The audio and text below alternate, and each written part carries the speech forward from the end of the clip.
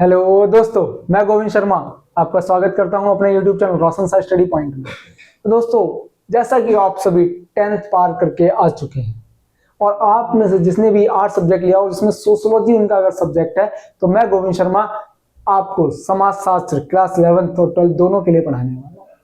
ठीक है, तो आज जब भी हम किसी भी बुक्स को पढ़ते हैं तो सबसे पहले हमें उसका सिलेबस पता होना चाहिए। ठीक है, तो आज मैं आपके लिए सबसे पहले सिलेबस ही डिस्कस करने वाला हूं। तो आपके जितने भी नॉन में हैं, जिन्होंने आर्ट्स ली है और जिन्होंने सोशियोलॉजी लिया, समाज शास्त्र, ठीक है, जिनके पास में है, बहुत ही इंटरेस्टिंग सब्जेक्ट है समाज शास्त्र, ठीक है, तो वो उस तक वीडियो जरूर पहुंचाए। ठीक है, तो जो समाज शास्त्र है उसकी 2 बुक रहने वाली है। ठीक है, कितनी? 2 बुक रहने वाली है। समाज शास्त्र परिचय और दूसरी बुक का नाम है समाज का बोध। ये 2 बुक हैं जिसके अंदर हम क्या पढ़ेंगे?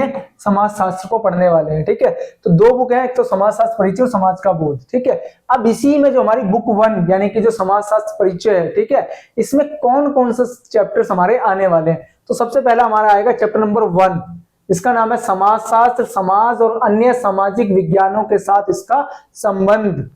कि समाज शास्त्र जो अन्य हमारे सब्जेक्ट्स हैं उसके साथ में कैसा, उसके साथ में रिलेशंस हैं। इसमें हम समाज का परिचय पढ़ेंगे, इसमें व्यक्ति और समाजों के बीच बहुलताएं और असमानताएं पढ़ेंगे। सब कुछ डिटेल में पढ़ाऊंगा, आपको टेंशन ना लीजिए।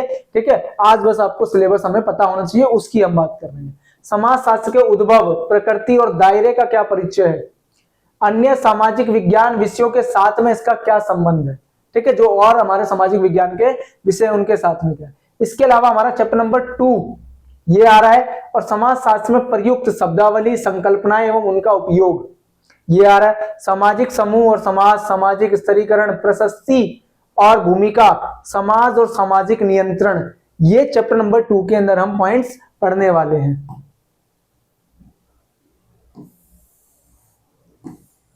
फिर हम बात करते हैं अपना चैप्टर नंबर 3 की। तो चैप्टर नंबर जो 3 है हमारा, वो है सामाजिक संस्थाओं को समझना। तो सामाजिक संस्थाओं में क्या क्या आता है? हमारा परिवार है, विवाह है, नातेदारी है। ठीक है, इसी में क्या उनके अनुसार कार्य और उनका आर्थिक जीवन कैसा है। हमारा राजनीतिक संस्थान एक सामाजिक संस्था के रूप में धर्म कैसे रोल प्ले करता है, और एक सामाजिक संस्था के रूप में शिक्षा कैसे एक रोल प्ले करती है, वो हम इसमें चैप्टर नंबर 3 में पढ़ने वाले हैं। फिर आता है हमारा चैप्टर नंबर 4, संस्कृति तथा समाजीकरण, जिसके अंदर हम संस्कृति को परिभाषित करेंगे। संस्कृति हमें किसे बोलना चाहिए या फिर क्या संस्कृति है, संस्कृति के आयाम देखेंगे, समाजीकरण देखेंगे और समाजीकरण के अभिकरण और समाज शास्त्र देखेंगे। ठीक है, तो ये तो हमारी बुक 1 है। तो बुक 1 से हमारे 4 चैप्टर आ रहे हैं। ठीक है, फिर आपका मिड टर्म आ जाएगा। फिर देखते हैं हम अपना सेकंड बुक, जिसको मैंने आपको बताया था क्या है, समाज का बोध। तो समाज का बोध जो चैप्टर नंबर आपका 1 है वो नहीं आ रहा है, यानी कि जो हमारा चैप्टर नंबर 1 है वो क्या है, हमारा इस बार नहीं आ रहा है, डिलीटेड है ये। तो फिर क्या आएगा? चैप्टर नंबर 2 आएगा, ग्रामीण तथा नगरीय समाज में सामाजिक परिवर्तन और सामाजिक व्यवस्था। इसमें सामाजिक परिवर्तन, उसके प्रकार, कारण और परिणाम को देखने वाले हैं। सामाजिक व्यवस्था जिसमें प्रभाव, सत्ता, कानून, संघर्ष, अपराध और हिंसा, ये सभी इसके अंदर देखेंगे।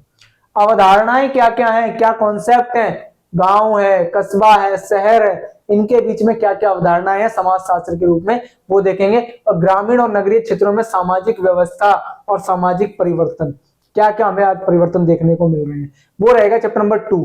इसके बाद हमारा फिर चैप्टर नंबर जो 3 है वो भी क्या हो गया है, डिलीटेड है। यानी कि चैप्टर नंबर 1 डिलीटेड है, फिर चैप्टर नंबर 2 आ रहा है, चैप्टर नंबर 3 डिलीटेड है, फिर आ रहा है चैप्टर नंबर 4, पाश्चात्य समाजशास्त्री एक परिचय, यानी कि इसको बोल सकते हो वेस्टर्न सोशोलॉजिस्ट।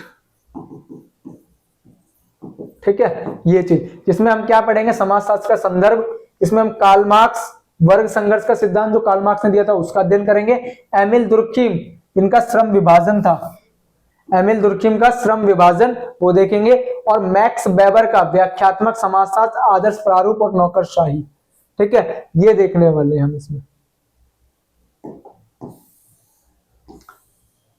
फिर आता है हमारा चैप्टर नंबर 5, ठीक है, जिसमें हम क्या पढ़ेंगे, भारतीय समाजशास्त्री पढ़ेंगे। ठीक है, जिसमें हम कौन कौन से, जीएस धुर्वे जिन्होंने जाति और प्रजाति के बारे में बताया है, डीपी मुखर्जी जिन्होंने परंपरा और परिवर्तन के बारे में बताया है, AR देसाई जिन्होंने राज्य के बारे में बताया है, और MN श्रीनिवास जिन्होंने भारतीय गांव के बारे में बताया है। तो ये दोस्तों हमारा क्या रहने वाला है, सिलेबस रहने वाला है, जिसमें से आपने देखा चैप्टर नंबर 1 और चैप्टर नंबर 3 ये दोनों ही क्या है, हमारे सेकंड बुक से डिलीटेड है, यानी कि आपके चैप्टर में नहीं आ रहे, इस बार आपके सिलेबस में नहीं आ रहे। बाकी इन्हीं चैप्टर्स को मैंने एनिमेशन तरीके से करा चुका हूं। ठीक है, जो बच्चे पिछली बार 11th में थे उन्होंने देखा था एनिमेशन तरीके से, तो आप इसको जब तक देख सकते हो, तो मैं डिजिटल बोर्ड पे कराऊंगा ही कराऊंगा। ठीक है, उससे पहले आप अगर नजर मार सकते हो तो उसको बिल्कुल जरूर से देखिए, चैनल पर ही हमारी वीडियोस उपलब्ध है। ठीक है, उनको जरूर देख ले, जिससे आपको कुछ समझ में आ जाएगा, और फिर जब डिटेल में करेंगे हम इसमें करेंगे। ठीक है, डिजिटल बोर्ड के साथ वो एनिमेशन तरीके से एक बार जरूर उसको भी देख लीजिए। ठीक है,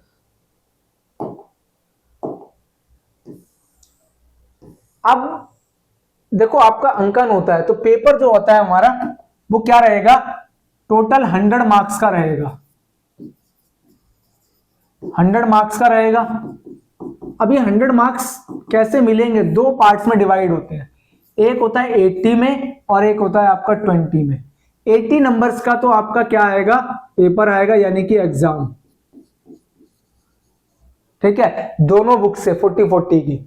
इसके अलावा जो 20 मार्क्स होते हैं इसको हम बोलते हैं प्रोजेक्ट, यानी कि आपका जितना भी प्रोजेक्ट होगा, परियोजना होंगी, फाइल बनेगी, वाइवा होगा, वो मिलते हैं आपको इसमें 20 मार्क्स के।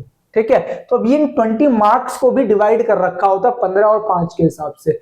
जैसे आप जो भी शैक्षणिक वर्ष के दौरान जो भी परियोजना कार्य मिलेगा, आपको जो फाइल मिलेगी उसमें क्या होता है, देखो हर एक के लिए जो आप परिचय लिखोगे उसके 2 नंबर मिलेंगे, जो उद्देश्य का कथन होगा उसमें आपको 2 नंबर मिलेंगे, जो शोध प्रश्न होंगे यानी कि जहां से आपने रिसर्च करी है उसके लिए आपको 2 नंबर मिलेंगे, शोध पद्धति यानी कि रिसर्च मैथडोलॉजी क्या ले रखी है आपने उसको आपको 3 नंबर मिलेंगे, और जो आप उसके अंदर लिखोगे, डेटा विश्लेषण करोगे, एनालिसिस करोगे, उसके आपको 4 मार्क्स मिलेंगे, और निष्कर्ष के आपको 2 मिलेंगे। इस तरीके से ये कितने हो जाते हैं, आपके 15 मार्क्स के हो जाते हैं।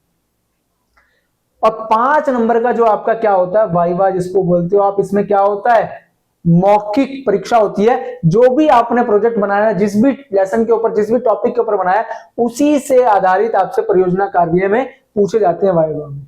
ठीक है, क्वेश्चन वो कितने नंबर के होते हैं, 5। तो अगर आपने इसमें अच्छा स्कोर कर लिया 20, जो पिछली बार बच्चों ने बहुत अच्छा स्कोर करा था, ठीक है, तो आपको इस तरीके से आपको यहाँ पर 20 मार्क्स मिल जाएंगे। ठीक है, तो इस तरीके से क्या रहने वाला है, आपका सारा का सारा जो सिलेबस है वो रहने वाला है। ठीक है, तो मैंने आपको इस सिलेबस डिस्कस कर दिया है। ठीक है, आपका क्या रहेगा 2024 और 25 के लिए।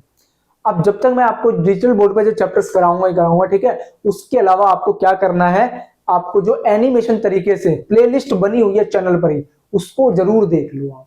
ठीक है, एक बार को आपको समझ में आ जाएगा क्या क्या रहने वाला है चैप्टर के अंदर। ठीक है ना, बहुत ही बढ़िया सब्जेक्ट है, समाज के बारे में इसमें जानकारी देखने को मिलती है, इंटरेस्टिंग सब्जेक्ट है, स्कोरिंग सब्जेक्ट है, सबसे बड़ी बात।